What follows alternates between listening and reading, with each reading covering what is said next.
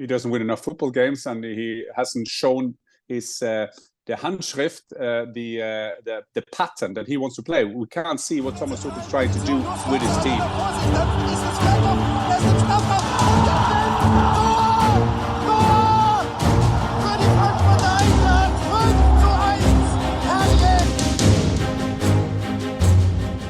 Hi and welcome to this emergency podcast on the German Fußball Podcast with myself, Markus Fjortoft, and co-host Jan Fjortoft. An emergency podcast, Dad, because Bayern have announced that in the summer they will end their contract, their cooperation with their manager, Thomas Tuchel. Do tell the audience, what do we know and why has it come to this?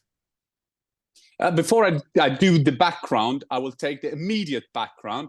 Yesterday, that being Tuesday, it is the head of Bayern, this great committee and different people in and around that committee, and there are some strong people there, went in and had a conversation, started a conversation with Thomas Tuchel, and then 10:52 Central European Time today, the announcement came from Bayern Munich that they will end their relationship, the contract with Thomas Tuchel from 30th of June 2024 instead of 1 year later, which was planned, which was the contract time of Thomas Tuchel's work at Bayern. Remember, he came in March.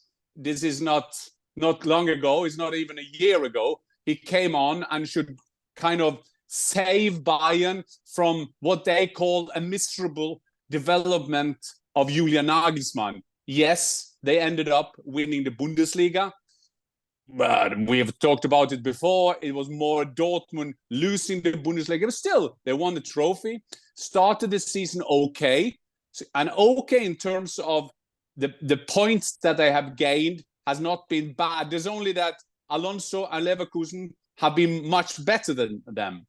And there has been a kind of a decrease of not only form, but also a decrease in the way they play football. It's hard to see what Thomas Tuchel tried to do.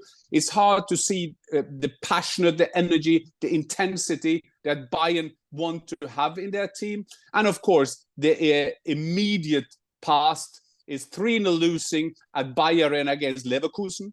Then in the Champions League, go to Lazio, losing 1-0 there. And then, of course, losing in Bochum this Sunday. So we always had a feeling that something could happen.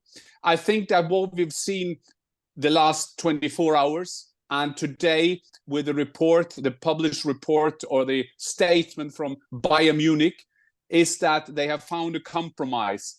They will not fire him now, which would have been bad for the team. They would probably not have a ready coach to go in on an interim basis for the summer, which is bad anyway. So they have decided to say, well, let's calm down the situation. We know now that we have the manager till the end of the season. And let's now concentrate on the last couple of 3 months before the end of the season. In the statement for Bayern, Dressen, who is the CEO of Bayern, is speaking about we'll find a way. We have to work together now, and he is appealing to the team, of course, with the Champions League, the Rückspiel, the second game in Allianz Arena to get qualified after being 1-0 down. In the same statement, Tuchel is also quoted saying that he will be professional to the end of the season. But Marcus, before you will probably have more questions to this, but I will also say, and I can problematize that, I think maybe that's a German word, but I will look at the challenges because Thomas Tuchel now will be a sort of a lame duck going rest of the season because the players know that he will leave after the season. It's following this loss, obviously, to Bochum, which is an accumulation of the prior losses. It was the 4th loss in the league. It was the 7th overall. You mentioned what has gone wrong with Thomas Tuchel, taking it back to when he did take over from Julian Nagelsmann back in March with the pedigree that Thomas Tuchel had. What is it that Bayern were hoping to get from Thomas Tuchel in terms of the direction they wanted to put Bayern in? I think that is a big question, because when it took Julian Nagelsmann on, they wanted to have a new generation of leaders. They wanted to have the Kimmich or the Goretzka of this world taking the next step, Leroy Sané going into the leaders like Müller and Neuer had been over the years. So there was a new start of that, and maybe there was then the feeling that Julian Nagelsmann was not enough up for it. I guess there was a thinking of his age, a thinking of his lack of experience. You know how it's like when you lose football games, there is lack of experience. When you win football games, you're a modern coach. So that is always a balance to find. And when Tuchel then was available, there came a manager who was a bit different. He had a pedigree of being tough, demanding a lot of his players. And I've talked about it before, that it's underestimated which manager you come after. So they looked for that, but it didn't kind of materialize in that season, out in the Champions League again, and then winning at the end of the season with that Musiala goal in Köln. But still they won the trophy. So they hoped that when a new season should start, Thomas Tuchel used the pre-season to get his team going.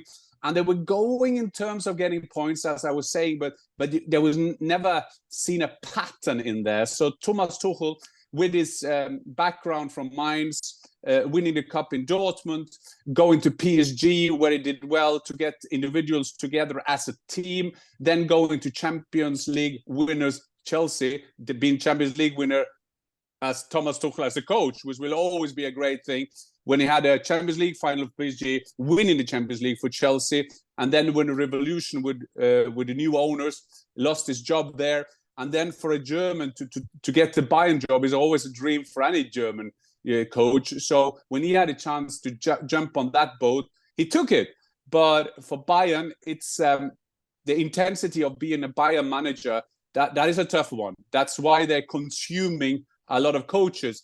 And now not under a year, there is a new decision that they have to start looking for a new manager. Obviously, Thomas Tuchel is brought in because of that very pedigree in terms of how he's been able to manage the bigger players, of which there are fair few at Bayern. If we're trying to dissect what's wrong, and we can only assume to a certain degree, but is it we've talked about that in the last episode with approach with players. Was it that more so the issue rather than how he dealt with the higher up and that sort of dynamic? If we're just playing around with the idea of where it went wrong, what immediately springs to mind for you? He doesn't win enough football games, and he hasn't shown his the Handschrift, the pattern that he wants to play. We can't see what Thomas Tuchel is trying to do with his team. That is to simplify the problem. Then there are backgrounds for that. I don't think there is any problem with the hierarchy of Bayern in terms of he doesn't have the mandate to get a good team. He got Kim from Napoli, one of the best players, wasn't the best defender in the world. He got Harry Kane, one of the best goal getters in the world, and he has delivered. So there's a lot of things going on there. Yes, he looked for a number 6. He didn't get it, but still he has enough players in that team, German international, that Tuchel hasn't been able to improve, make them better. And I think that is the only reason why they now have to go. And the last days as well, there were kind of really surveys in the German media, the players for Tuchel, the players against Tuchel, but that's normal. That is a consequence of not winning football games. That's the same at Manchester United. That would have been the same in other clubs if they lose too many games. And as the famous Scottish coach Jock Stein said, football is about keeping the 6 players who hate you away from the 5 who haven't decided yet. So that is all normal. And the demands on a club like Bayern is more or less to compete with the treble every season. The double is a must. And they were knocked out of the cup They're 8 points behind Bayer Leverkusen. They're 1-0 down at Lazio. I think they will overturn that, but have a home in Allianz Arena. But still, the signals are there. The interesting thing, Marcus, it can be a paradox now, is that when he took over Chelsea in the middle of the season, he won the Champions League. Now we can have the opposite thing. I'm just saying that he is leaving at the end of the season. He can end up winning the Champions League. That is one for the quizzes in the future. And you mentioned how Thomas Tuchel now remains somewhat of a lame duck, as you said, for the rest of the season. From a player's perspective, you've been there, but where does Thomas Tuchel go from here for the rest of the season? It is a bit of an awkward situation, for lack of a better word. Yeah, two situations will be the consequence of this decision, two clear decisions. Point one is how the players will react and how will Thomas Tuchel react. Because Thomas Tuchel has had to build up players. There was a kind of experiment playing three at the back, players on the bench at Bayern Arena when they played Bayer Leverkusen. But then he went back to more or less the team, the people, the press, the pundits wanted, with De Ligt in, Thomas Müller being the team, and so on. Play with two number 6 more or less with Goretzka and Kimmich. But this could also, and we don't know that. We are taking this episode 12 o'clock. We are talking now Central time, 1 hour after it was all published. We don't know which road he will go. He could also go. He could go and say, well, the players who have left me down, F off. You know, he can go there. He can put central profiles on the bench because he doesn't have to think long term. He just have to do it now. That is one thing. Players need to be up there because they can't hide behind Thomas Tuchel now anymore because he's leaving anyway. The incoming coach will have a look at who have the right attitude. Brings me over to point 2, Marcus, because now, of course, the big question will be who will be the next Bayern coach from the summer. And their dream alternative and their alternative number 1 and the one they want is Xabi Alonso. So Alonso, then of course with Leverkusen 8 points ahead, it can be seen as a tricky situation to be in, that Bayern have been in many times. How can they see that maybe that will make a bit uncertain situation, to put it mildly, for Leverkusen if their main rival want to have their coach, as we've seen in Germany before. Just looking back when Julian Nagelsmann came to Bayern Munich from RB Leipzig, who then were the main challenger. So there is a lot of consequences on that, Marcus. And for us who love German football and love all the politics around German football, I don't think we will be unemployed, because this will just open up for 3 months of drama, soap opera, speculations, and quarrels between the players, and I'm not saying the players on the pitch, but players on the pitch and off the pitch. Yeah, and it's certainly a fun start for Max Eberl, who will come in March, and you'll have that hierarchy, so to speak, who will then try to reinstigate yet another era for this Bayern Munich team, in which they seem so desperately in need of. Dad, before we end it and we put together this emergency podcast, any ending thoughts, any imparting thoughts? Obviously, you've provided a lot of insight here, and also, like you say, going into the summer now, both for Bayern players, but also for managers as well. We'll have maybe a bit of case of musical chairs for managers in the summer as well, which certainly will be interesting to analyze. Yeah, it's an interesting situation. We've never seen before that so many big clubs, big teams need a new manager. With the German national team, Julian Nagelsmann will end in the summer. Bayern now need a new coach.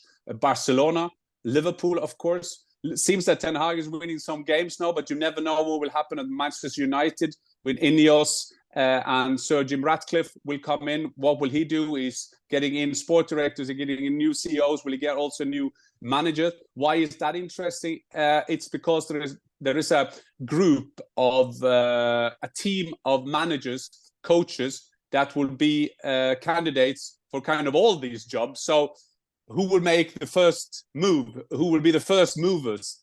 and when will they do it? So we will understand that both Liverpool, Bayern Munich, Barcelona, and the German national team will have one strategy where they will have to concentrate on the tasks and the games coming up. At the same time, they need to have a group, or they need to have a second strategy to find themselves a new coach, because they know if, for example, a manager will be a candidate at one club, well, if they move earlier, he won't be our candidate. Bayern has tried now with this decision to make an interim coach, to buy themselves some time till the summer, but with a big danger that Thomas Tuchel will be a lame duck, and we will see how that will play out for the team.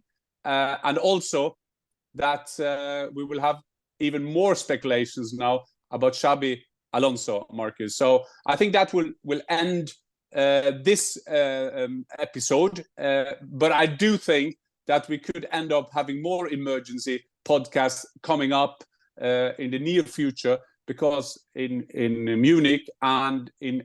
I will also say, I will interrupt myself here. I will also say, if you should put money on Thomas Tuchel be there at the rest of the season, well, I wouldn't have advised you as a son to put money on that, because we have no idea what the consequences of this decision today will be. It could be that the teams kind of flowers, they play better, there's a relief, yeah, maybe so, or the downfall can just keep on, and you can understand the politics and the so-called fronts in the Bayern dressing room can even be harder, tighter. So it will be very hard to see.